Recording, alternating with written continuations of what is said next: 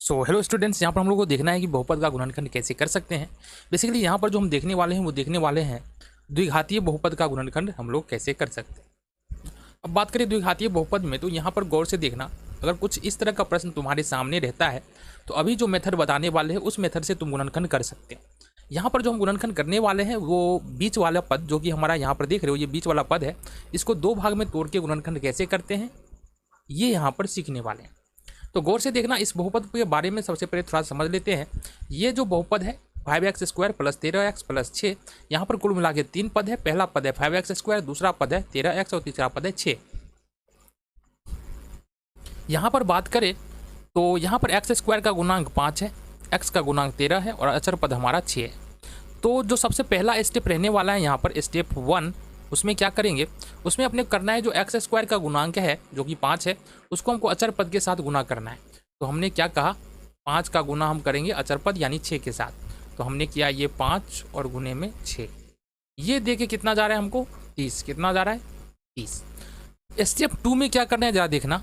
Step 2 में हम करने वाले हैं इस 30 जो आया है इसका हम दो दो करके अलग अलग गुणनखंड के रूप में लिखने वाले हैं। कैसे, अब हम यहाँ पर बात करते हैं। ये हमारा स्टेप 2 है। कैसे करेंगे, 30 को लिख सकते हैं अपन 6 पंचे 30, एक तो ये लिख सकते हैं। देन लिख सकते हैं 15 गुने 30, एक तो ये लिख सकते हैं। देन हम लिख सकते हैं 10 गुने 3 30। तो यहाँ हर और एक और आएगा ना 30 गुने 1 30। या सभी केस में जो दो दो करके गुणनखंड लिया है हमने, वहाँ पर जो आ रहा है हमको 30 आ रहा है बेसिकली। अब यहाँ पर देखो जो बीच वाला टर्म है यहाँ पर x का गुणांक 13 है, तो देखना है कौन से गुणनखंड को जोड़ने पर 13 आ रहा है। तो 6 और 5 ये हमको 11 हो जाएगा, 15 और 2 ये हो जाएगा 17, 10 और 3 यहाँ पर हो रहा है 13। तो इसको हमको पकड़ना है, क्या है 10 है 3 है। हमारे पास जो है ना ये गुणनखंड आ रहा है 10 और 3। इस 10 प्लस में 10 है तो इसको हम अपन लिखेंगे 10x, और ये प्लस में 3 है इसको हम लिखेंगे प्लस में 3x।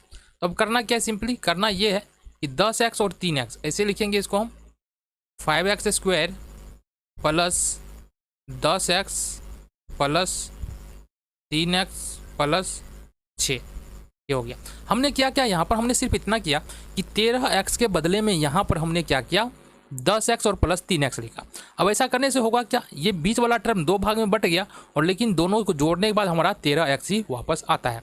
देन अब क्या करना है, अब सिंपली हमको करना है इस पहले दो पद को एक साथ रखना है और बाद वाले दो पद को एक साथ रखना है। आगे आ जाओ, ये जो पहला दो पद है इस दो पदों का गुणनखंड ये हम क्या करेंगे गुणनखंड के रूप में लिखेंगे और इसको भी गुणनखंड के रूप में लिखेंगे। कैसे, आ जाओ, इस 5x² को लिख सकते हैं अपन 5 इंटू x प्लस 10x को लिखना है 2 गुने 5 गुने x, इसको इस प्रकार से लिखना है। देन प्लस है तो प्लस आ जाएगा। अब क्या करें, इस 3x है, अब दूसरे वाले में दो पद में देखो ये 3x है, 3x को लिख सकते हैं 3 गुने x और प्लस में 6 को लिख सकते हैं 2 गुने 3। अब क्या करें देखो ना, अब देखना यहाँ गौर से, आ जा। अब यहाँ पर देखना है कि ये जो पहला पद है और ये जो दूसरा पद है इस दोनों में कॉमन क्या है, मतलब दोनों में कौन सा संख्या है या चर है। सबसे पहली बात तो देख रहे 5 है दोनों में, तो 5 को अपन बाहर कर लेते हैं, 5 बाहर आ जाएगा। देन हमारे पास ये x दोनों में है तो x हमारा बाहर आ जाएगा, तो 5x बाहर आ गया। अंदर में क्या बच रहा है, ये हमारा x बच रहा है पहले पद में और 2 बच रहा है दूसरे पद में। इस तरह से हमारे पास आ गया, प्लस का प्लस लेंगे। अब इस पहले पद और दूसरे पद में देख रहे हैं क्या समान मिल रहा है, तो 3 हमको समान मिल रहा है, 3 को कर लेंगे बाहर। अब ये हमारे पास बचा क्या x प्लस 2।